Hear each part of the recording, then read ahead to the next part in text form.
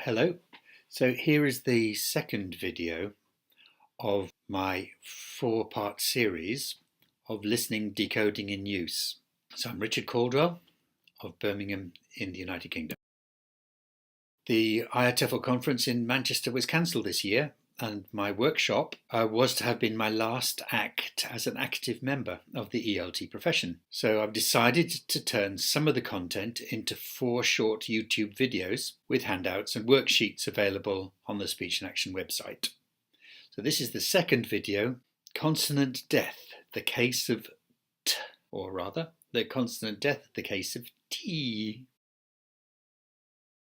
The rationale and further explanations of the types of activity and the types of theory behind this workshop can be found in my book, A Syllabus for Listening, Decoding. Listening, Decoding in Use is a publication design. It does not exist. It doesn't yet have a planned future. The idea is that we could have 50 or 60 short units demonstrating, amongst other things, the fate of consonants, and particularly consonant death. And I'm going to take the example of T, T, and show the kind of activities that would appear if such a book were to come into existence. So this is Listening, Decoding in Use, Consonant Death, the case of T, the case of T. But before we go on, I must remind you that for listening and pronunciation, the goals for mastery are different. Our goal as teachers of listening is to help our learners understand fast, messy, authentic speech, which is much more varied and unpredictable than what they need to produce in order to be intelligible. This is a quotation from a book published 10 years ago, and it is a quotation we have still yet to come to terms with. So, consonant death, the case of T. If you look at the speech unit below the speaker, we could go, you're pretty much allowed to do anything. But very commonly, pretty, when used like this, loses the T, loses the T. You're pretty much allowed to do anything. You're pretty much allowed to do anything. So that was an example from spontaneous speech, but this is an example from a textbook. So one of the great things about Hugh Diller and Andrew Walkley's outcome series is they include slow, careful and fast, messy versions of some sentences. And one of the sentences they use is given in red here, and this is their recording. And we're sitting there crying. And we're sitting there crying. Now we'll hear the faster version. And we're sitting there crying. And we're sitting there crying. And the T is much less clear, but actually you'll find that it's not there at all. Sitting there sounds like sing there. Sitting there, and we're sitting there crying. Sitting there, and we're sitting there crying. Now, it's important to realise that here we're not dealing with fine phonetic detail. What we're dealing with is what I term a reasonable hearing. So, if you have phonetic expertise and access to machine analysis, you may determine that the T has occurred, that something is there in the sound substance that represents the T.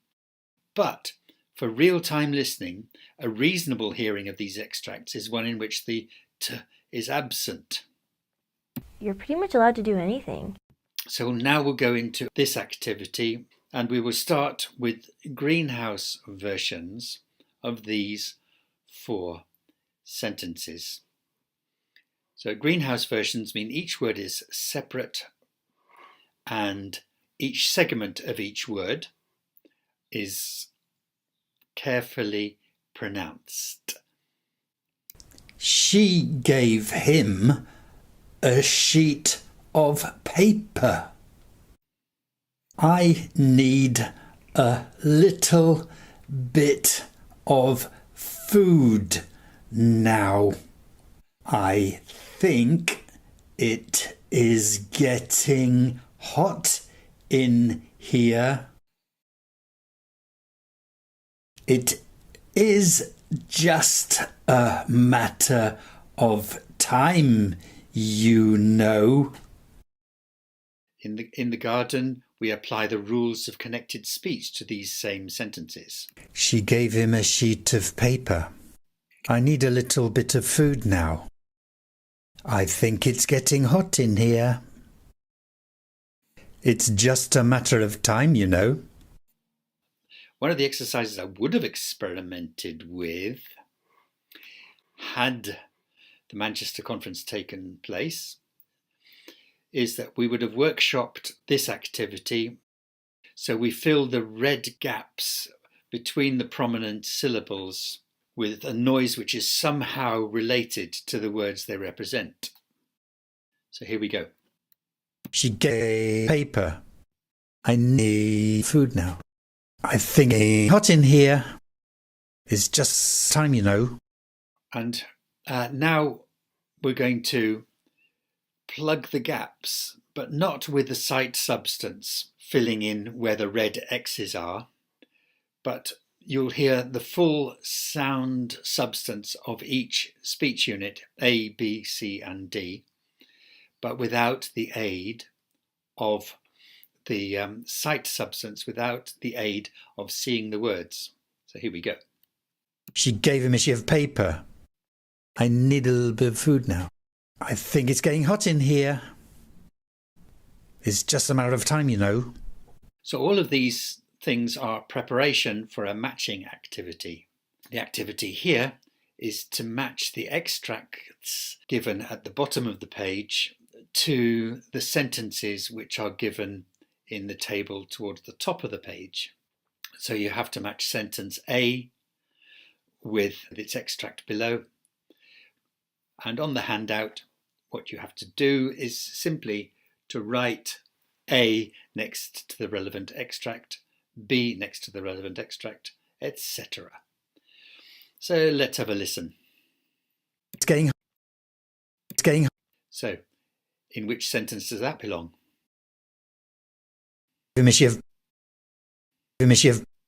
Which sentence does that belong to? And the matter of which sentence does that belong to? little bit. Which sentence does that belong to? And here's the answer key. It's getting Goes with C. I think it's getting hot in here. I think it's getting hot in here. And the second extract goes with A.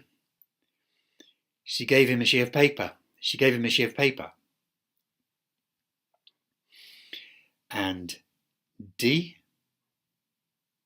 And the next extract goes with D. the matter of It's just a matter of time, you know. It's just a matter of time, you know. And lastly, little bit. I need a little bit of food now. So that goes with B. And here's a sight substance version of the answer sheet. So A, in more careful speech, would be, she gave him a sheet of paper. And B is, I need a little bit of food now. And C is, I think it's getting hot in here. And D, it's just a matter of time, you know. So, okay, getting to the right answer is not the point. The value is in the making of the journey.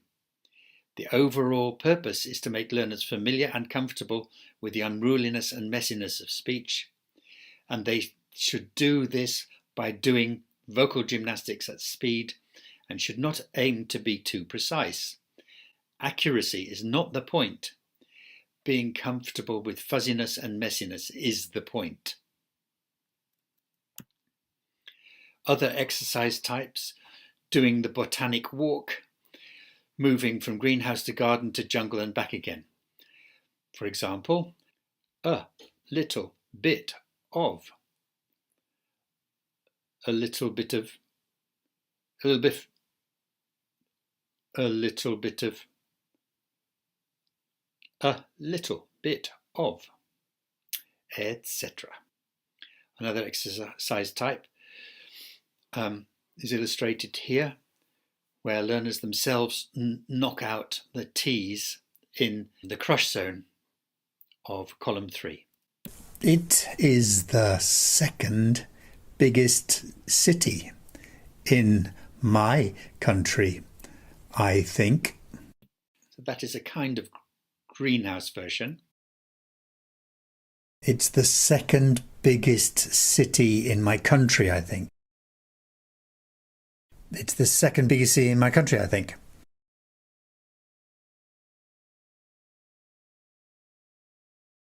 Another exercise type can be seen where we combine consonant death and foul play. And by foul play, I mean playing with the vowels. So we get a little bit, we get it with consonant death a little bit, and then we change the vowel. A little bit, a little bit, alalbat, ululbut, ololbot, ululbut. Now remember, we're practicing the mess. Why? Because for listening and pronunciation, the goals for mastery are different. So our learners need to understand fast, messy, authentic speech, which is much more varied and unpredictable than what they need to produce in order to be intelligible. Remember that. Okay, so in these 4 videos, I'm demonstrating design ideas for a future publication.